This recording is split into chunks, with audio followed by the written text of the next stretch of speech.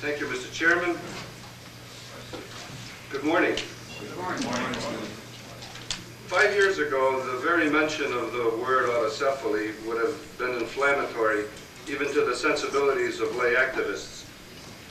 Even a year and a half ago, it became a desperate option during the first OCL regional forum amid escalating problems. And here we are again today to consider this vision and dare to explore it. The call for Orthodox unity is not new. Many hierarchs have talked about it throughout the years. Indeed, some have expressed embarrassment at the uncanonical condition of the Orthodox Church in America. But to seek autocephaly for the Greek Orthodox Church here, now this is new.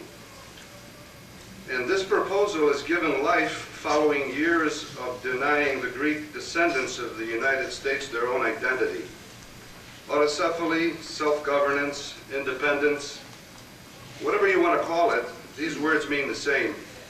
A condition whereby the church ceases to be a diaspora, or even an eparchy, or as some have called it, an ethnarchy, and is looked upon as a self-governing church, managing its own administrative affairs independent of patriarchal authority.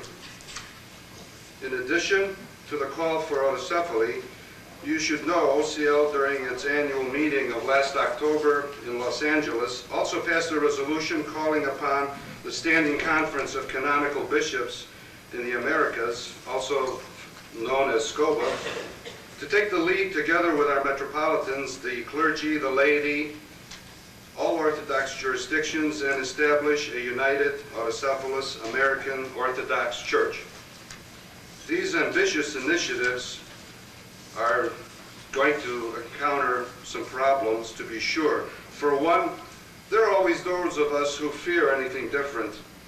There are those of us who like things the way they are and feel challenged facing any change at all. Perhaps we have been led to believe that in church matters, change is destructive. Let me offer you the words of Metropolitan Theodosius of OCA, who said on Sunday of Orthodoxy this past February, and I quote, "Who can deny the underlying fear to realize one local canonical autocephalous church is rooted in the lack of faith, which has rendered us incapable of confronting and responding to anything new or unknown," unquote. You see, ladies and gentlemen, during the past 5 or 6 years, the ruling hierarchy of the Greek Orthodox Church met behind closed doors in Turkey, and they decided the future of the church in America. They didn't tell us what it is, but you know, changes began to just happen in confusing installments. Today we meet openly to discuss whether we should decide our own future in our own country. And we call upon SCOBA to lead this initiative and begin talks on what shape our church should take. The SCOBA bishops tried to do this in 1994 in Ligonier, Pennsylvania, and they were ruled out of order and punished by the Patriarchate. Is it time for them to continue their work? Actions like these demand careful evaluation as well as an abiding fidelity to Orthodox roots and apostolic tradition. And we believe we have in America a gifted and inspired hierarchy, dedicated clergy, and committed laity who can collectively review the value of these initiatives. Have we matured as a church in America? After 200 years of growth and careful evolution, is autocephaly good news for the Orthodox faith and a welcomed outcome for America? Are we less of a church than the autocephalous Church of Greece, of Cyprus, of Albania? These and other questions will be addressed by distinguished presenters listed in your program. We are pleased and excited to share their thoughts as we explore this vision for America. The first speaker on your program is Valerie Karras. Dr. Karras is assistant professor of patristics in the Department of Theological Studies of St. Louis University.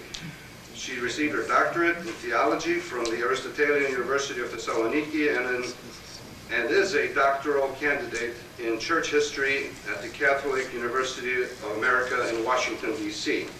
She also holds a Master's of Theological Studies from Holy Cross Greek Orthodox School of Theology, where she later returned to teach as an assistant professor. Her last position there was director or assistant director for institutional planning and special projects. Dr. Karras has presented papers at a number of academic and professional conferences and has published articles in scholarly journals and books. She's on the editorial board at St. Nina Quarterly, an international journal for Orthodox women. Dr. Karras has been invited to participate in several international conferences of the World Council of Churches, and she serves on the board of directors of the North American Academy of Religion. She also has been awarded fellowships, grants, and other recognitions, including mention in Who's Who in the East. Because of time constraints, with another engagement, Dr. Karras has asked for questions and discussion immediately following her presentation because she has to catch a plane for another engagement. So I wish for you to give a very warm welcome to Valerie Karras.